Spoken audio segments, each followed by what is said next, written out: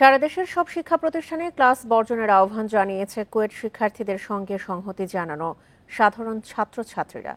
গতরাতে কুয়েট বাঁচাতে শাহবাগ ব্লকের কর্মসূচি থেকে এই আহ্বান জানানো হয়। বান্ডেল থাকলে প্রতি সেনমানিতে টাকা বাঁচবে।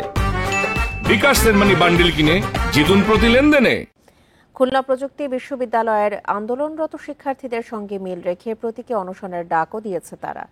এছাড়া বেলা ৩টায় ঢাকা বিশ্ববিদ্যালয়ের রাজু ভাস্কর্যের সামনে হবে বিক্ষোভ মিছিল।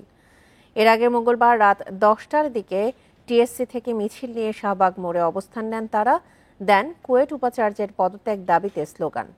এই কর্মসূচিতে যোগ দেয় ঢাকা বিশ্ববিদ্যালয়ে বুয়েট ও ঢাকা কলেজের শিক্ষার্থীরা। 18 ফেব্রুয়ারি শিক্ষার্থীদের ওপর হামলার পর কুয়েটে তৈরি হয়েছে অচলাবস্থা। উপাচার্যের পদত্যাগ চেয়ে অনশনে রয়েছেন বিক্ষুব্ধরা।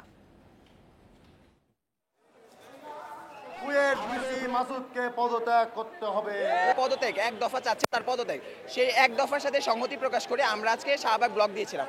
আমাদের ভালো মতো আমাদের দাবি না শোনে তখন আমাদের আর কিছু করার নেই, তখন আমাদের এই ব্লকেট করতে হবে। সকল বিশ্ববিদ্যালয় ক্যাম্পাসে বিক্ষোভ মিছিল পালন করুন এক দফা দাবিতে।